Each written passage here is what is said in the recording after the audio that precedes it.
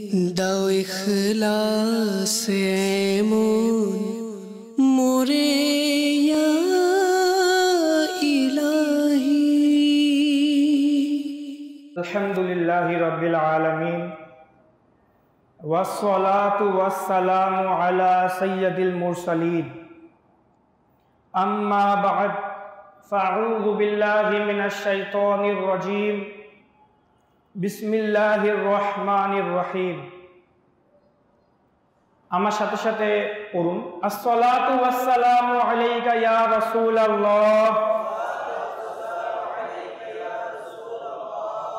আসসালাতু ওয়াসসালামু আলাইকা ইয়া হাবিবাল্লাহ,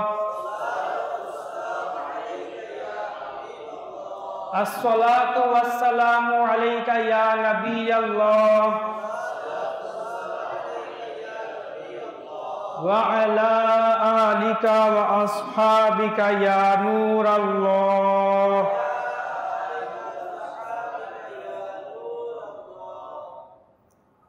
তিরমিজি শরীফে আমাদের প্রিয় নবী সাল্লাল্লাহু তাআলা আলাইহি ওয়া সাল্লামের মহান ইরশাদ হচ্ছে, কিয়ামতের দিন মানুষের মধ্যে আমার সবচেয়ে নিকটতম ব্যক্তি সেই হবে যে সবচেয়ে বেশি আমার প্রতি দুরূদ শরীফ পাঠ করবে।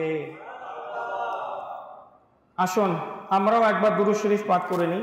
সল্লু আলাল হাবিব সাল্লাল্লাহু তাআলা আলা মুহাম্মদ সাল্লাল্লাহু তাআলা আলাইহি ওয়া আলিহি ওয়া সাল্লাম। নবী করিম সাল্লাল্লাহু তাআলা আলাইহি ওয়া আলিহি ওয়া সাল্লাম ইরশাদ করেছেন, বনি ইসরাইলের ঘটনা। এক লোক একটি জমিন বিক্রি করলো আর দ্বিতীয় জন ক্রয় করলো। যখন ক্রয়কারী হাল চাষ করলো, তো হাল চাষ করার সময় সে জমিনের ভিতর থেকে গুপ্তধন পেল। গুপ্তধন সে পাওয়ার পর চিন্তা করলো যে আমি তো জমিন কিনেছি, গুপ্তধন তো আমি কিনি নেই, এটা জমিনের ভিতর থেকে বের হয়েছে, সুতরাং এটা আমার না, যার থেকে আমি ক্রয় করেছি এটা তার। সে বিক্রয়কারীর নিকটে গেল এবং তাকে গিয়ে বলল, এই নিন আপনার গুপ্তধন, এটা আপনার, জমিনের ভিতর থেকে বের হয়েছে। সে বিক্রয়কারী বলল যে এখন আমি এই জমিনটি আপনাকে বিক্রি করে দিয়েছি, এই জমিন এবং এই জমিনের ভিতরে যা কিছু রয়েছে সব আপনার। গুপ্তধন, সম্পত্তি, সোনা, আগে পূর্বেকার গুপ্তধন এরকমই ছিল। সে বললো এটা আমার না, আমি জমিনও বিক্রি করলাম, জমিনের ভিতরে যা আছে সব আপনাকে বিক্রি করলাম, এটা আমার কেন হবে? না, এটা আপনার, কারণ আমি আপনার থেকে জমিন কিনেছি, জমিনের ভিতরে এটা যে বের হবে এটা তো আমি আপনার থেকে কিনি নাই। এই নিয়েই তারা একে অপরের মধ্যে কথোপকথন করতে করতে তারা গেল সেই সময়কার বিচারকের কাছে, জাজের কাছে গেল। আচ্ছা, যদি এই জিনিসটা বর্তমান যুগে হতো তখন কি হইতো? যে পেল সে তো বলতোই না যে আমি গুপ্তধন পেলাম, আর যদি বিক্রয়কারী দেখেও নিত সে বলতো এটা আমি জমিন বিক্রি করলাম, গুপ্তধন আমার। এখন না দিলে কিন্তু খুন হবে, ঝগড়া হবে। কিন্তু বিষয়টা কোন দিকে যাচ্ছে? আচ্ছা, বিচারকের কাছে গেল, বিচারক দেখলো যে বিষয় উল্টা, একজন বলতেছে এটা আমার না, বিক্রয়কারী বলতেছে এটা আমার না। এখন বিচারক কি করবে? তো বিচারক বুঝতে পারলো যে না, এরা দুইজনে নেককার বান্দা, মুত্তাকি বান্দা। তখন তিনি ফয়সালা করার জন্য সিদ্ধান্ত নিলেন যে জিজ্ঞাসা করলেন, তোমাদের মধ্যে থেকে কারো কি সন্তান আছে? একজন বিক্রয়কারী বলল আমার একটা ছেলে সন্তান আছে, ক্রয়কারী বলল আমার একটা কন্যা সন্তান আছে।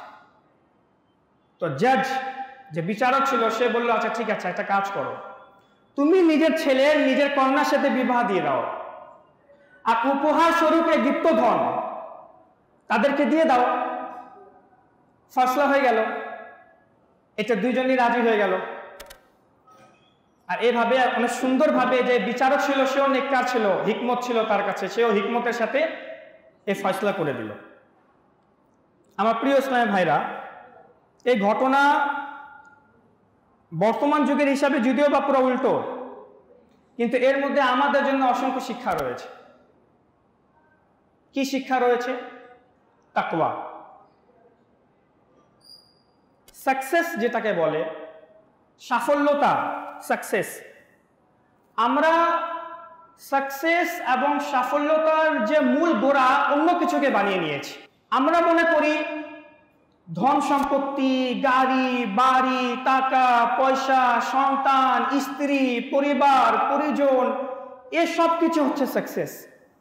যখন আমার কাছে ভালো ডিগ্রি হবে, যখন আমার কাছে ভালো একটা চাকরি হবে, যখন আমার কাছে আমি একটা বিজনেস হোল্ডার হব, যখন আমি কিছু একটা হয়ে যাব, সমাজে আমার একটা সম্মান হবে, আমার সন্তানদের যখন আমি বড় করে তাদেরকে পড়াশোনা করায়, তাদের বিবাহ করিয়ে দিব, হজ করে নিব বিবাহের পর, এসব কিছু এক একজনের এক একটা মেন্টালি হিসাবে সবার একটা দৃষ্টি থাকে, সবার একটা ধারণা থাকে। আমরা সে হিসাবে নিজের সাকসেস বানিয়ে নিয়েছি। হ্যাঁ, যে ব্যক্তি এসব করে ফেলবে সে দুনিয়াতে সাফল্য, সে উন্নতি করেছে সে। আমরা কে হই সাকসেস নির্বাচন করার? আমরা কি নিজে নিজে চলে আসছি পৃথিবীতে, না আমাদেরকে কেউ সৃষ্টি করেছে? অবশ্যই আমাদেরকে কেউ সৃষ্টি করেছে। আমরা তো মায়ের পেটে, মায়ের গর্ভে তো অটোমেটিক আমরা আসি নাই, 9 মাস তো অটোমেটিক ছিলাম না, কেউ আমাদেরকে সৃষ্টি করেছে। তারপর আমাদের ওই ছোট্ট শরীরে মায়ের গর্ভে রূহ দেওয়া হয়েছে, তারপর আমাদের শরীরে রূহ আসছে, তারপর আমরা আস্তে আস্তে বড় হয়েছি, দেন আমরা মায়ের গর্ভ থেকে বের হয়েছি। সবকিছু তো আমরা নিজে নিজে হয় নাই, কেউ আমাদের এটা করিয়েছে, আমাদেরকে সৃষ্টি করেছে। পৃথিবীতে যত মানুষ আছে প্রত্যেক মানুষকে সৃষ্টি করেছে এবং তাদেরকে জ্ঞানও দিয়েছে। যে সবচেয়ে বড় জ্ঞানী, খালিক ও মালিক, আহকামুল হাকিমিন, সে বলবে সাকসেস এবং সাফল্যতা কিসের মধ্যে। আমরা কে হই নির্বাচন করার জন্য যে সাকসেস কিসের মধ্যে, সাফল্যতা কিসের মধ্যে? সে আল্লাহ তাআলা আমাদেরকে বলবেন যে হে বান্দারা, তোমাদের জন্য সাকসেস এবং সাফল্যতা কিসের মধ্যে। আর আল্লাহ তাআলা কোরআনে পাকে বলে দিয়েছেন আমাদের জন্য, আর সেটাই আমাদের মূল উদ্দেশ্য হওয়া উচিত। আল্লাহ তাআলা বলেছেন, আল্লাহ তাআলার সন্তুষ্টি এবং আল্লাহ তাআলার খুশি হচ্ছে তোমাদের জন্য সবচেয়ে বড় সাফল্যতা। আর আল্লাহ তাআলার সাফল্যতা কিভাবে অর্জিত হবে? সূরা হুজুরাতের মধ্যে আল্লাহ তাআলা ইরশাদ করেন, ইন্না আকরামাকুম ইনদাল্লাহি আতকাকুম, নিশ্চয়ই তোমাদের মধ্যে আল্লাহ তাআলার নিকটে আতকাকুম, সবচেয়ে বেশি সম্মানিত হচ্ছে সে ব্যক্তি, আতকাকুম, যার মধ্যে তাকওয়া রয়েছে। যার মধ্যে কি রয়েছে? তাকওয়া রয়েছে। আল্লাহ তাবারাকা ওয়া তাআলা যার মধ্যে তাকওয়া বেশি রাখেন, সে দুনিয়াতে এবং আখিরাতে আল্লাহ তাআলার নিকটে সাফল্যতা অর্জন করতে পেরেছে। না হলে এই ঘর বাড়ি কোনো কিছু আল্লাহ তাআলার নিকটে সাফল্যতা না, যদি বা দুনিয়াবাসীর নিকটে হোক। আল্লাহ তাআলা কোরআনে পাকে ইরশাদ করেছেন যে আমার যে অলিয়ায়ে কামিলিনগণ আছে, তাদেরকেও যে আমি আমার অলিয়া বানিয়েছি, আমার যে ওয়ালি বানিয়েছি, এর মূল কারণ হচ্ছে তাদের কাছে তাকওয়া ছিল। আল্লাহ তাআলা কোরআনে পাকে ইরশাদ করেন, নিশ্চয় যারা আমার অলিয়া, নিশ্চয় যারা আমার বন্ধু, তাদের দুনিয়াতে এবং আখিরাতে কোনো ভয় নাই, কোনো দুঃখ নাই। তাদের কোনো ভয় নাই, তাদের কোনো দুঃখ আল্লাহ তাআলা রাখে নাই। কারণ কি? কারণ তাদের কাছে তাকওয়া আছে। আল্লাযীনা আমানু, তারা ঈমানদার, ওয়া কানু ইয়াত্তাকুন, এবং তারা তাকওয়া অর্জন করেছে। লাহুমুল বুশরা, এবং তাদের জন্য সুসংবাদও রয়েছে। এক ব্যক্তি এক বুজুর্গের কাছে নসিহত চাইল, হুজুর আমাকে নসিহত করুন। তো শেখ ওই বুজুর্গ বলল যে আমি ঠিক আছে, তোমাকে আমি এমন একটা জিনিস নসিহত করি যা আদম আলা নবিয়ানা ওয়া আলাইহিস সালাতু ওয়াস সালাম থেকে শুরু করে কিয়ামত পর্যন্ত আল্লাহ তাআলা সবাইকে নসিহত করেছেন। পৃথিবীতে আমরা সবাই জানি 1,24,000 কম বেশি পয়গম্বর, আম্বিয়া, রাসূল পৃথিবীতে এসেছেন। যদি উদাহরণস্বরূপ প্রত্যেক নবী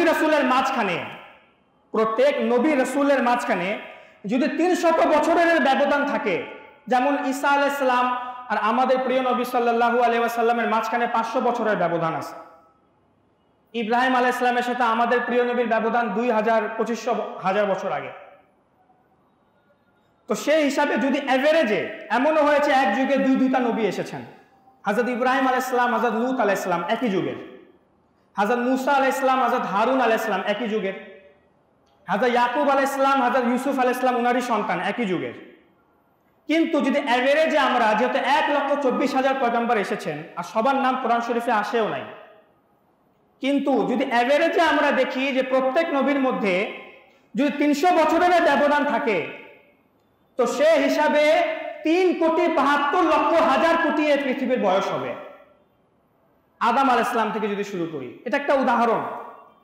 তো এই 3,72,00,000 দিনে যত মানুষ পৃথিবীতে এসেছে আর কিয়ামত পর্যন্ত যত মানুষ পৃথিবীতে আসবে, আল্লাহ তাআলা প্রত্যেক মানুষকে একটা নসিহত করেছেন। প্রত্যেক শরীয়তের বিধান আলাদা, আমরা জানি এটা। আমাদেরকে নামাজের নির্দেশ দেওয়া হয়েছে, কিন্তু প্রত্যেক শরীয়তে প্রত্যেক নবীর উম্মতকে নামাজের হুকুম দেওয়া হয় নাই। যাকাতের নির্দেশ প্রত্যেক শরীয়তে ছিল না। আল্লাহর ইচ্ছা, আল্লাহ তাআলা এক একটা শরীয়তে এক এক বান্দাদেরকে এক একভাবে নির্দেশ দিয়েছেন, আর এই উম্মতে মুহাম্মাদীকে আলাদাভাবে নির্দেশ দিয়েছেন। কিন্তু একটা নসিহত এমন আছে যা আল্লাহ তাআলা সমস্ত বিশ্ববাসীকে দিয়েছেন। তা কি?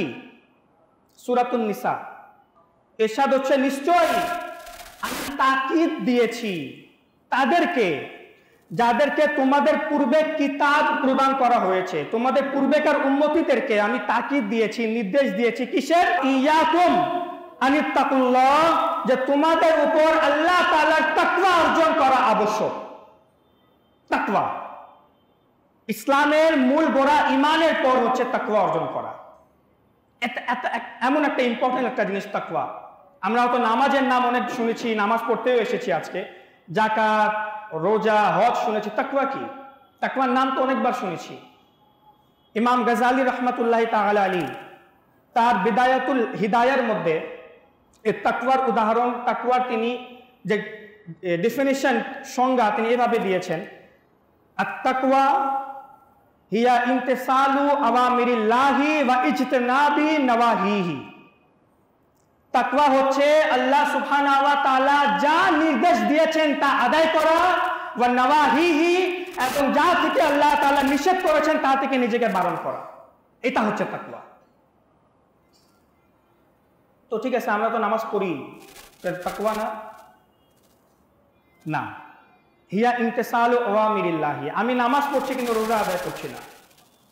আমি জুমার নামাজ পড়ছি কিন্তু 5 ওয়াক্ত নামাজ আদায় করছি না।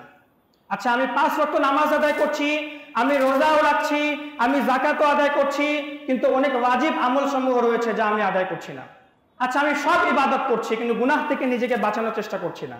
তাকওয়া হলো না, এটা তাকওয়া না। আমি ইবাদত করেই গেলাম কিন্তু আমি মুসলমানের গীবত করছি, আমি আমার মুসলমান ভাইয়ের গীবত করছি, তো সম্পূর্ণ পরিপূর্ণ তাকওয়াবান বান্দা আমি এখনো হতে পারিনি। আল্লাহ তাআলা কোরআনে পাকের মধ্যে ইরশাদ করেন, তোমাদের মধ্যে থেকে কেউ কি এই কথা পছন্দ করবে যে নিজের মৃত ভাইয়ের গোশত খাবে? নিজের মৃত ভাইয়ের গীবত করে গোশত খাবে। এটা গীবতের শাস্তি বলা হয়েছে। যে পৃথিবীতে গীবত করবে, কিয়ামতের দিন তার ওই মৃত ভাইয়ের গোশত তাকে দেওয়া হবে খাওয়ানোর জন্য। খাও, কাঁচা মাংস খাও। ফাকারিহতুমুহু, তোমরা অবশ্যই অপছন্দ করবে। ওয়াত্তাকুল্লাহ, আবার কথা তাকওয়াতেই চলে আসছে, আল্লাহকে ভয় করো, তাকওয়া অর্জন করো। খুবই জরুরি। দুনিয়া এবং আখিরাতের মধ্যে সাফল্যতা অর্জনের জন্য তাকওয়া অনেক জরুরি। ঈমান কি? তাসদীকুম বিল কলব, ইকরারুল আলাল লিসান। ঈমান হচ্ছে আমি আমার হৃদয় থেকে এবং মুখ থেকে আল্লাহ এবং আল্লাহর রাসূলের উপর ঈমান আনলাম। যখন আমি এই কথা মুখ থেকে উচ্চারণ করলাম এবং মনে বিশ্বাস করলাম হ্যাঁ আল্লাহ আছে, আমি আল্লাহর উপর ঈমান আনলাম, আমি মুসলমান, লা ইলাহা ইল্লাল্লাহ মুহাম্মাদুর রাসূলুল্লাহ, এতটুকু বলে ফেলার পর আমি মুসলমান তো হয়ে গেলাম, মুসলমানের ভিতরে আমি চলে আসলাম, কিন্তু তাকওয়া আমার এখনো অর্জন হয়নি, যার জন্য আমি দুনিয়া এবং আখিরাতে সাফল্যতা অর্জন করতে পারবো। ঠিক অনুরূপভাবে আমি নামাজ আদায় করছি কিন্তু আমার মধ্যে খারাপ অভ্যাস, মুসলমানের মালকে, মুসলমানের সম্পদকে অন্যায়ভাবে ছিনিয়ে নেওয়া। আল্লাহ তাআলা কোরআনে পাকে ইরশাদ করছেন, ওয়ালা তাকুলু আমওয়ালাকুম বাইনাকুম বিল বাতিল, তোমরা পরস্পরের মধ্যে একে অপরের অর্থ সম্পদ অন্যায়ভাবে গ্রাস করিও না, অন্যায়ভাবে ছিনিয়ে খেও না। সুদ ঘুষের মাধ্যমে, চুরির মাধ্যমে, লুণ্ঠনের মাধ্যমে, ডাকাতির মাধ্যমে এই যে মাল মুসলমানের নিয়ে নেয়, ছিনিয়ে নেয়, গ্রাস নিয়ে নেয়, হারাম, হারাম কাজ এটি। মিথ্যা বলে কথা, খরচ হয়েছে 10 টাকা, আমি আমার কোম্পানিকে 100 টাকার বিল দেখাইলাম, আমার খরচ হয়েছে 10 টাকা, আমি বিল দেখালাম 100 টাকা, আর সেই হিসাবে আমি টাকা নিলাম, এটাও অন্যায়ভাবে টাকা নেওয়ার অন্তর্ভুক্ত। তাকওয়া হলো না, বরং হারাম। হারামের মধ্যে আবার তাকওয়া কিসের? হাদিসে মুবারাকার মধ্যে হুজুর সাল্লাল্লাহু আলাইহি ওয়াসাল্লাম ইরশাদ করেছেন, যে ব্যক্তি এক লোকমা হারাম খাবে, এক লোকমা হারাম গ্রাস করবে, যার শরীরে এক লোকমা হারাম যাবে, আল্লাহ তাআলা 40 দিন পর্যন্ত তার নামাজ কবুল করবেন না। নাউজুবিল্লাহ। আর কিছু রিওয়ায়াতে রয়েছে আল্লাহ তাআলা 40 দিন পর্যন্ত তার দুআও কবুল করবেন না। তাকওয়া অর্জন করি আমার প্রিয় স্নাইপাররা, যখন নিজে মুসলমান, পরিপূর্ণ মুসলমান হই, নেককার হই, পরিপূর্ণ নেককার হই, এই দুনিয়াতে আখিরাতে পরিপূর্ণ তাকওয়া নিয়ে আল্লাহ তাআলার কাছে যাই। কারণ আমরা সবাই জানি, এটা আন্ডারস্টুড, যে আল্লাহ তাআলার দরবারে আমাদের যেতেই হবে, মৃত্যু তো আছেই। তো তাকওয়া নিয়ে যাই, যাতে দেখাতে পারি হে আল্লাহ আমি ইবাদতও করছি, আবার হারাম থেকেও নিজেকে বাঁচানোর চেষ্টা করছি। এছাড়া আরো অসংখ্য গুনাহ রয়েছে। যদি প্রত্যেক গুনার এভাবে করে এক একটি করে উদাহরণ দেওয়া যায়, রিওয়ায়াতে বর্ণিত আছে হিংসা। অনেকে এমন আছে হারাম মালও খায় না, কারো মাল হারাম ভাবে খায় না, কাউকে কষ্টও দেয় না, ইবাদতও করে ভালোভাবে, কিন্তু এক জায়গায় গিয়ে আটকায় যায়, হিংসা চলে আসে তার মনে। এক মুসলমান হয় আরেক মুসলমানের জন্য হিংসা। এক মৌলানা আরেক মৌলানার সাথে যখন কোনো মাসআলা মাসাইল নিয়ে তর্ক বিতর্ক করে, তখন হিংসা শুরু হয়ে যায়। তখন ওই আলিম চেষ্টা করে কি 10 জনের সামনে আমি এমন মাসলা বলবো যে সামনে যে আমার আলিম আছে, মৌলানা আছে, এ নিয়ে একদম চুপ হয়ে যাবে। ওই 10 জনের সামনে আমার সম্মান বেড়ে যাবে, আমার ইলম দেখাবো, আমার জ্ঞান দেখাবো। ওই আলিমের দোষ ত্রুটি 10 জনের সামনে বয়ান করব। ওই আলিমের বদনামি আমি সব জায়গায় করব, গীবত আমি সব জায়গায় করব, এবং আমি নিজেকে বড় দেখাবো। অহংকার এবং হিংসা দুইটা একসাথে। হাদিসে পাকে এসেছে 7 জন মানুষ এমন আছে যারা বিনা হিসাবে জাহান্নামে যাবে। আমরা হয়তো এরকম রিওয়ায়াত অনেক শুনেছি যে বিনা হিসাবে জান্নাতে যাবে, কিন্তু মাআযাল্লাহ এমনও আছে যারা বিনা হিসাবে জাহান্নামে যাবে। কুরবান ইমাম শাফিঈ রাহমাতুল্লাহি তাআলা আলাইহির উপর, তিনি নিজের যুগের এত বড় শ্রেষ্ঠ ইমাম হওয়ার পরেও, ইমাম শাফিঈ, তিনি শাফিঈ মাযহাবের ইমাম, শাফিঈ মাযহাবের মুজতাহিদ, তিনি ইমাম শাফিঈ রাহমাতুল্লাহি তাআলা আলাইহির 1400 বছরে লক্ষ লক্ষ ফলোয়ার। আপনি বাংলাদেশ থেকে বের হয়ে, এশিয়া মহাদেশ থেকে বের হয়ে আপনি আরব মহাদেশের দিকে যান, আপনি শামের দিকে যান, আপনি যেখানে মিশরের দিকে চলে যান, সেখানে আপনি বেশিরভাগ ইমাম শাফিঈ রাহমাতুল্লাহি তাআলা আলাইহির ফলোয়ার পাবেন। তাদের মাসআলা মাসাইল আমাদের থেকে কিছুটা ভিন্ন। আমরা হানাফি মাযহাবী আর তারা শাফিঈ মাযহাবী। এখনো তাদের ফলোয়ার আছে পৃথিবীতে। ওই ইমাম শাফিঈ রাহমাতুল্লাহি তাআলা আলাইহি ইরশাদ করেন, আমি ইমামে শাফিঈ, ইমামে আযম আবু হানিফার মাজারে গিয়ে উনার মাজার থেকে বরকত অর্জন করি। তিনি ইরশাদ করেন, আমি প্রতিদিন ইমামে আযম আবু হানিফা রাহমাতুল্লাহি তাআলা আলাইহির মাজারে যাই। যখন আমি কোনো সমস্যার সম্মুখীন হই, তখন আমি উনার মাজারে গিয়ে 2 রাকাত নফল নামাজ আদায় করি, এবং 2 রাকাত নফল নামাজ আদায় করে আল্লাহ তাআলার দরবারে উনার ওসিলা নিয়ে দোয়া চাই, হে আল্লাহ ইমামে আযমের ওসিলায় আমার সমস্যা দূরীভূত করে দাও। তো তিনি ইরশাদ করেন, ইমাম শাফি বলেন, আমি যখন এই দোয়া করি তো আল্লাহর রহমতে ইমামে আযমের ওসিলায় আমার এই সমস্যা দূর হয়ে যায়। ইমামে শাফি থেকে বোঝা গেল একটি, আমরা নতুন জিনিস জানতে পারলাম যে আল্লাহ তাআলার দরবারে আল্লাহর নেক বান্দাদের ওসিলা নিয়ে দোয়া চাওয়াটা জায়েজ, বড় উত্তম। আল্লাহ তাআলা তা পছন্দ করেন। হযরত ওমর ইবনে খাত্তাব রাদিয়াল্লাহু তাআলা, বুখারী শরীফের হাদিস, বুখারী এবং মুসলিম শরীফের হাদিস, সিহাহ সিত্তার হাদিস। হযরত ওমর ইবনে খাত্তাব ইসলামের দ্বিতীয় খলিফা, হযরত ওমর ইবনে খাত্তাব রাদিয়াল্লাহু তাআলা আনহু যখন অনাবৃষ্টি দেখা দিত আরবে, মক্কাতে মদিনাতে যখন অনাবৃষ্টি দেখা দিত, তখন তিনি এভাবে বলতেন, ইরশাদ হচ্ছে, হে আল্লাহ, হযরত ওমর ইবনে খাত্তাব দোয়া করেন, হে আল্লাহ, নবী করিম সাল্লাল্লাহু আলাইহি ওয়াসাল্লামের যুগে যখন আমরা তোমার প্রিয় নবীর ওসিলা নিয়ে দোয়া চেতাম, তখন তুমি বৃষ্টি দিতা। তো সুতরাং এখন আমরা তোমার নবী সাল্লাল্লাহু আলাইহি ওয়াসাল্লামের চাচার নাম নিয়ে ওসিলা চাচ্ছি, তোমার নবীর চাচার ওসিলা নিয়ে দোয়া চাচ্ছি, আল্লাহ বৃষ্টি দিয়ে দাও। তো রিওয়ায়াতে এসেছে যে তখন দোয়া করার সাথে সাথে বৃষ্টি শুরু হয়ে যেত। তো আল্লাহ তাআলার দরবারে হুজুর সাল্লাল্লাহু আলাইহি ওয়াসাল্লাম যেভাবে মকবুল, ওনার চাচাও মকবুল।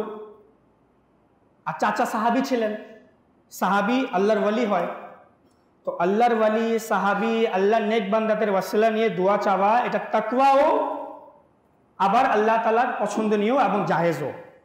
তাকওয়া কিভাবে, এটার সাথে আবার তাকওয়ার সম্পর্ক কিভাবে হলো? আল্লাহ তাআলা কোরআনে পাকে ইরশাদ করেন সূরা মায়েদার মধ্যে, ইয়া আইয়ুহাল্লাযীনা আমানুত্তাকুল্লাহা ওয়াবতাগু ইলাইহিল ওয়াসিলা, হে ইমানদারগণ আল্লাহকে ভয় করো এবং আল্লাহকে পাওয়ার জন্য ওয়াসিলা তালাশ করো। তাকওয়ার সাথে সাথে ওয়াসিলার কথা বলা হয়েছে। আমার প্রিয় ইসলাম ভাইরা, তাকওয়ার মধ্যে এত বরকত রয়েছে যার কোনো শেষ নাই। ইমাম মোহাম্মদ বিন মোহাম্মদ গজালি রহমাতুল্লাহ তাআলা আলাইহি নিজের কিতাবে তিনি লেখেন যে কেউ যদি দুনিয়া এবং আখিরাতের সমস্ত কল্যাণ চায়, কথা কিন্তু মনোযোগ দিবেন, কেউ যদি দুনিয়া এবং আখিরাতের সমস্ত কল্যাণ যদি কেউ চায় তাহলে তাকওয়া অর্জন করুক, কারণ আল্লাহ তাআলা সমস্ত কল্যাণের তাকওয়ার মধ্যে রেখে দিয়েছে।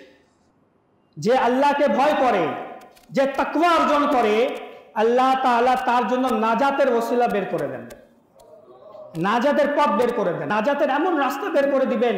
আপনি যেরকমই মুসিবতে থাকেন না কেন, আপনি যেরকমই বিপদের মধ্যে থাকেন না কেন, তাকওয়া অর্জন করার কারণে আল্লাহ তাআলা আপনাকে নাজাত দিয়ে দিবে। এরশাদ করছে মুত্তাকি বান্দাদের জন্য সুসংবাদ হচ্ছে আমি তাদেরকে এমন জায়গা থেকে রিজিক দিব যেখান থেকে তারা কল্পনাও করতে পারবে না। এটা হচ্ছে মুত্তাকি বান্দাদের জন্য দুনিয়া এবং আখিরাতের ফজিলত। এতক্ষণ যে তাকওয়া সম্পর্কে আলোচনা করলাম, এটা হচ্ছে স্বাভাবিক তাকওয়া। হযরতে ইমামে আজম আবু হানিফা রহমাতুল্লাহ তাআলা আলাইহি একদা এক জানাজার নামাজ পড়তে গেলেন। কি পড়তে গেলেন? কি নামাজ পড়তে গেলেন? জানাজার নামাজ পড়তে গেলেন।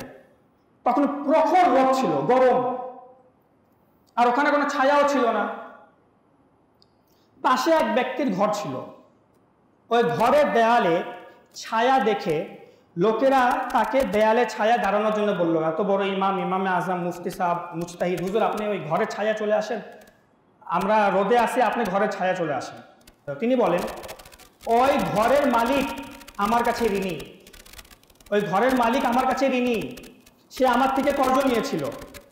আমার ভয় হচ্ছে যে ওর দেয়াল থেকে উপকৃত হওয়াটা আল্লাহর কাছে যদি সুদ হিসাবে গণ্য হয়। আল্লাহ আল্লাহ আল্লাহ, কেমন তাকওয়া! আবার শুনুন, ওর দেওয়াল থেকে উপকৃত হওয়াটা আল্লাহর কাছে যদি সুদ হিসাবে গণ্য হয় তাহলে আমার কি অবস্থা হবে? কেননা হুজুর সাল্লাল্লাহু আলাইহি ওয়াসাল্লাম ইরশাদ করেছেন যে কর্জ থেকে মুনাফা নেওয়া, কর্জের উপর লাভ নেওয়া, এটা হচ্ছে সুদ। সুতরাং ছায়ার নিচে দাঁড়াইলে, যেহেতু আমার থেকে ও আমার ঋণী, তো যদি এটা সুদ হিসাবে গণ্য হয়ে যায়, আমি দাঁড়াবো না, আমি রোদে দাঁড়াই জানাজা নামাজ আদায় করবো। এটা হচ্ছে তাকওয়া। এই তাকওয়ার উদাহরণ আরো ভালোভাবে বোঝার জন্য শুনুন, ইমাম নববী রাহমাতুল্লাহ তাআলা আলাইহি শুধু শোনার জন্য না, নিজের জীবনে বাস্তবায়ন করার জন্য শুনুন। ইমাম নববী রাহমাতুল্লাহ তাআলা আলাইহি ইরশাদ করেন, ইমাম আবু ইসহাক আশ-শিরাজি রাহমাতুল্লাহ তাআলা আলাইহি তিনি খুবই দরিদ্র ছিলেন, গরিব ছিলেন। তিনি একদা মসজিদে গেলেন ইবাদত করার জন্য। ইবাদত করে তিনি যখন বের হলেন, ওনার পকেট থেকে 1 দিনার পড়ে গেল, আর তিনি সামনের দিকে অগ্রসর হলেন। পরে মনে পড়ে, আরে আমার তো 1 দিনার পিছনে রয়ে গেল। আবার পিছনে আসলেন মসজিদের কাছে, এসে 1 দিনার পর অবস্থা দেখলেন, উঠাইলেন। উঠানোর সাথে সাথে ওনার হালত চেঞ্জ হয়ে গেল, পাল্টে গেল। সাথে সাথে উনি আল্লাহর ভয়ে তিনি কম্পন সৃষ্টি হয়ে গেল ওনার শরীরে। উনি চিন্তা করলেন যে এই 1 দিনার কিছুক্ষণ আগে যে আমার থেকে পড়লো, এটা তো আমার নাও হতে পারে, হতে পারে যে আমারটা অন্য জায়গায় পড়ছে, এটা আরেকজনের যদি হয় আমার এটা নেওয়া ঠিক হবে না। উনি ওদেরকে ফালায় ওখান দিয়ে চলে গেছে। তাকওয়া। এই জন্য আল্লাহ তাবারাকা ওয়া তাআলা ইরশাদ করেন যে নিশ্চয় আল্লাহ তাআলা মুত্তাকিন বান্দাদের সাথে আছে। আল্লাহ তাআলা কাদের সাথে আছে? মুত্তাকিন বান্দাদের। শেষ একটি কথা বলে আলোচনা শেষ করছি। মুত্তাকি বান্দাদেরকে আল্লাহ তাআলা 3টা জিনিস দান করে থাকে, যেটা একটা বান্দার জন্য সবচেয়ে জরুরি। এজন্য এটা বলে শেষ করছি। মুত্তাকি বান্দাকে আল্লাহ তাআলা কয়টা জিনিস দিয়ে থাকে? 3টা জিনিস দিয়ে থাকে, যেটা একটা বান্দার জন্য, সাধারণ মুসলমানের জন্য খুব জরুরি, আমাদের সবার জন্য জরুরি। 1, আল্লাহর পক্ষ থেকে তৌফিক ও সাহায্য। মুত্তাকি বান্দাকে আল্লাহ তাআলা সাহায্য করে থাকেন। 2, যদি তার আমলের মধ্যে কোনো ত্রুটি থাকে, যদি তার আমলের মধ্যে কোনো অলসতা থাকে, তো মুত্তাকি বান্দার সে অলসতা এবং ত্রুটিকে আল্লাহ তাআলা পূরণ করে দেন। আর 3 হচ্ছে যে মুত্তাকি বান্দার প্রত্যেক আমল হচ্ছে মকবুল। আল্লাহ তাআলা কবুল করে নেন। আর ইমাম গাজ্জালী রাহমাতুল্লাহি তাআলা আলাইহি বলেন যে একটা বান্দার জন্য এর চেয়ে বেশি আর কি হতে পারে। আল্লাহ তিনি কোরআনে পাকে আয়াত দিয়ে দেখিয়ে দিলেন যে মুত্তাকি বান্দার ব্যাপারে আল্লাহ তাআলা এক জায়গায় বলছেন ওয়া'লামু আন্নাল্লাহা মা'আল মুত্তাকিন, জেনে রাখো যে নিশ্চয় আল্লাহ তাআলা মুত্তাকিনদের সাথে আছে। আর যার সাথে আল্লাহ তাআলা থাকবে কি সাহায্য পাবে না? পাবে। সুতরাং আরেক জায়গায় আল্লাহ তাআলা ইরশাদ করছেন যে তা মুত্তাকি বান্দাদের আমলের মধ্যে যদি কোনো ত্রুটি থেকে যায় আল্লাহ তাআলা তাদের ওই ত্রুটিকে পূর্ণ করে দিবে। আর শেষে যেটা তাদের আমলকে মকবুল হওয়া, আল্লাহ তাআলা ইরশাদ করেন ইন্নামা ইয়াতাকাব্বালুল্লাহু মিনাল মুত্তাকিন। ইরশাদ হচ্ছে এবং আল্লাহ তাআলা মুত্তাকিন বান্দাদের আমলকে কবুল করে থাকেন। হায় হায় হায়, আমরা সারা জীবন যদি আমরা ইবাদত করি, আমাদের কাজ কারোবার চাকরি ব্যবসা পড়ালেখা সব ছেড়ে, একটা উদাহরণ দিচ্ছি, যদি সারা জীবন আমরা ইবাদতে লিপ্ত থাকি, মশগুল থাকি মৃত্যুর শেষ পর্যন্ত, তারপরেও শেষ জায়গায় গিয়ে একটা প্রশ্ন থেকে যায়, আমার সারা জীবনের ইবাদত কি কবুল হয়েছে? আমার সারা জীবনের ইবাদত কি কবুল হয়েছে? এটা প্রশ্ন থেকে যায়। তো মুত্তাকি বান্দাদের জন্য সুসংবাদ হচ্ছে ইন্নামা ইয়াতাকাব্বালুল্লাহু মিনাল মুত্তাকিন, যে আল্লাহ তাআলা মুত্তাকি বান্দাদের আমল কবুল করে থাকে। সুতরাং সমস্ত গুনাহ থেকে নিজেকে বাঁচানোর চেষ্টা করুন, সমস্ত ইবাদতকে আদায় করার চেষ্টা করুন, এবং যে ইবাদতের মধ্যে বা যে আমলের মধ্যে সন্দেহ থাকে যে এটা হারাম নাকি হালাল, সেখান থেকেও নিজেকে বাঁচানোর চেষ্টা করুন। ছেড়ে দিন, আচ্ছা সন্দেহ তো ছেড়ে দিন, এ কথা বলতে গেলে আমার থেকে গীবত হয়ে যেতে পারে, না ভাই আমি চুপ থাকি। অমুক কথা বলতে গেলে আমার থেকে মিথ্যা হয়ে যাবে, মিথ্যা হবে নাকি হবে না জানি না, ভাই আমি চুপ থাকি, আমি বলবোই না। অমুক জায়গায় গেলে আমার থেকে গুনাহ হয়ে যাবে, আমার বলার দরকার নেই, আমি চুপ থাকি, আমার যাওয়ার দরকারই নেই। অমুক জায়গায় চাকরি করলে হতে পারে আমি হারাম সম্পদের অধিকার হয়ে যাব, বা আমি অমুক জায়গায় চাকরি করবোই না, দরকার নাই, সন্দেহ তো করার দরকারই নেই। তাকওয়া, এটা হচ্ছে তাকওয়া। আল্লাহ তাবারাকা ওয়া তাআলা আমাদের প্রত্যেককেই আল্লাহ তাআলা সন্তুষ্টির জন্য তাকওয়া অর্জন করার তৌফিক দান করুন। আমিন বিজাহিন নবীল আমিন সাল্লাল্লাহু তাআলা আলাইহি ওয়া আলিহি ওয়াসাল্লাম। সাল্লু আলাল হাবিব। দাও ইখলাস এমন